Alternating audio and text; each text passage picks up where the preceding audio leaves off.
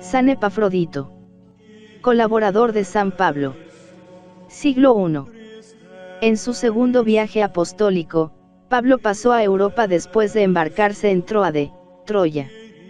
Venía impulsado por el Espíritu, que lo invitaba constantemente a dirigirse a Occidente. Habiendo desembarcado en Neápolis, recorrió por la vía Egnatia el breve camino que le separaba de Filipos. Era esta una ciudad que, desde los tiempos del emperador Augusto, alojaba a numerosos veteranos de las legiones romanas. Fue la primera ciudad europea en la que predicó San Pablo en los años 50 a 51. En Filipos conoció a Lidia, la vendedora de telas de púrpura procedente de Tiatira, que, junto a toda su familia, lo acogió en su casa y aceptó la fe cristiana. Estableció Pablo unas relaciones de amistad muy sincera con la comunidad que había de surgir en Filipos. Andando el tiempo, Pablo es encarcelado. En una de las prisiones que sufrió, ya sea en Éfeso o en Roma, llega hasta él un emisario de aquella comunidad de Filipos. Es Epafrodito. Su nombre significa, amable, y lo sería ciertamente para Pablo. Trae un obsequio de parte de los filipenses. Podían ser ropas, alimentos o tal vez dinero para ayudar a Pablo en los momentos difíciles de su prisión.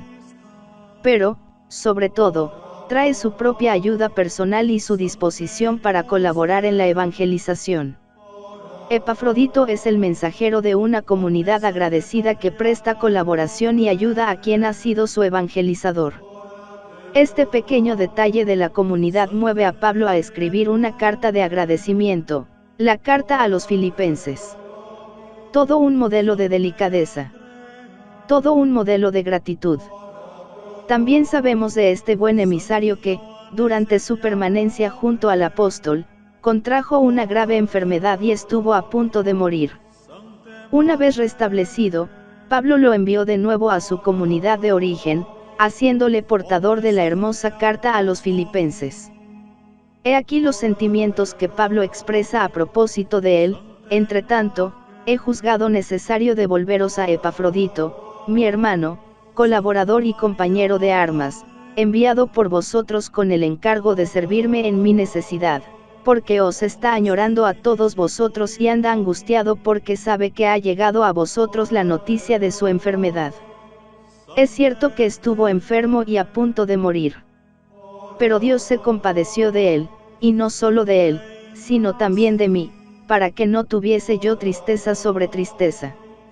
Así pues, me apresuro a enviarle para que, viéndole de nuevo, os llenéis de alegría y yo quede aliviado en mi tristeza.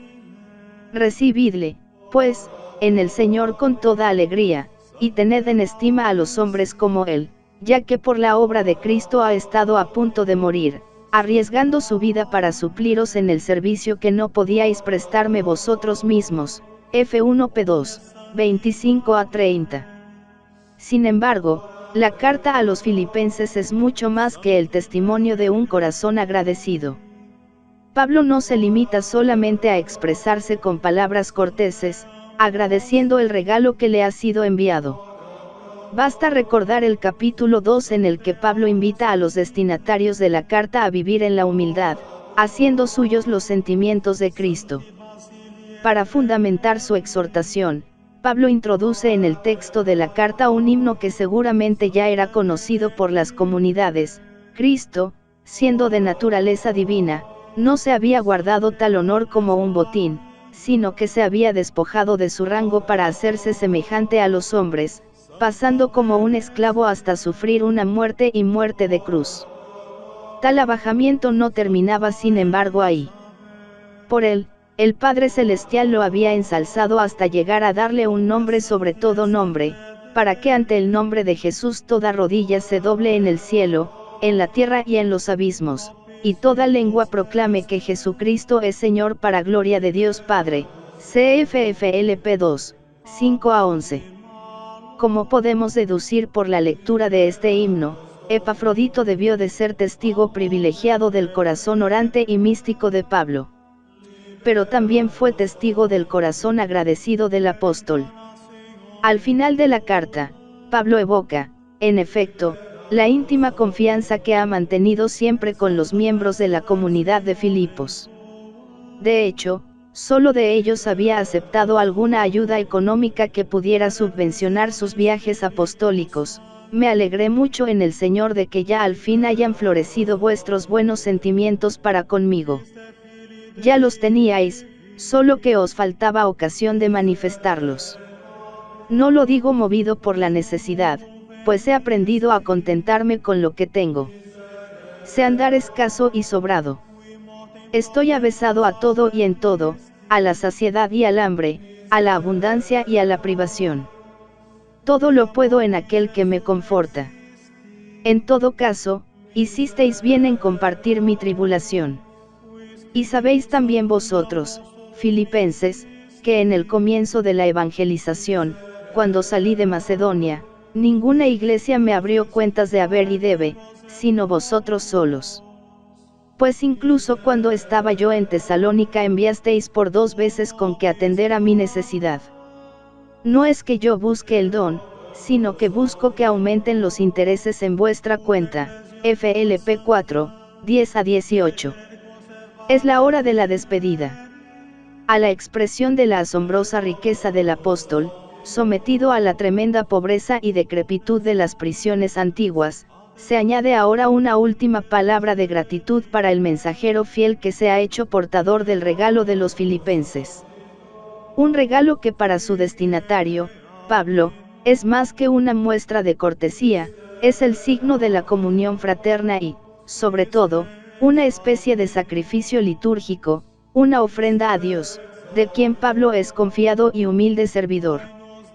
Pocas veces los signos de la fraternidad han sido descritos con palabras teológicas tan altas.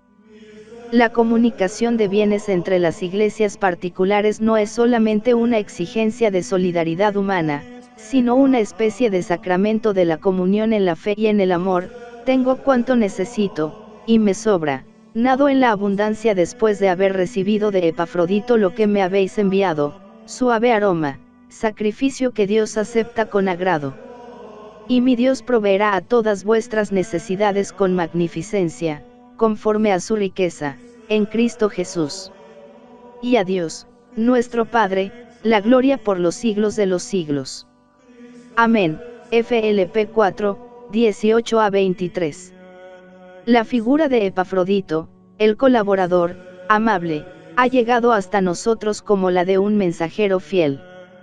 Un eslabón entre una comunidad creyente y su evangelizador, testigo del Señor Jesucristo.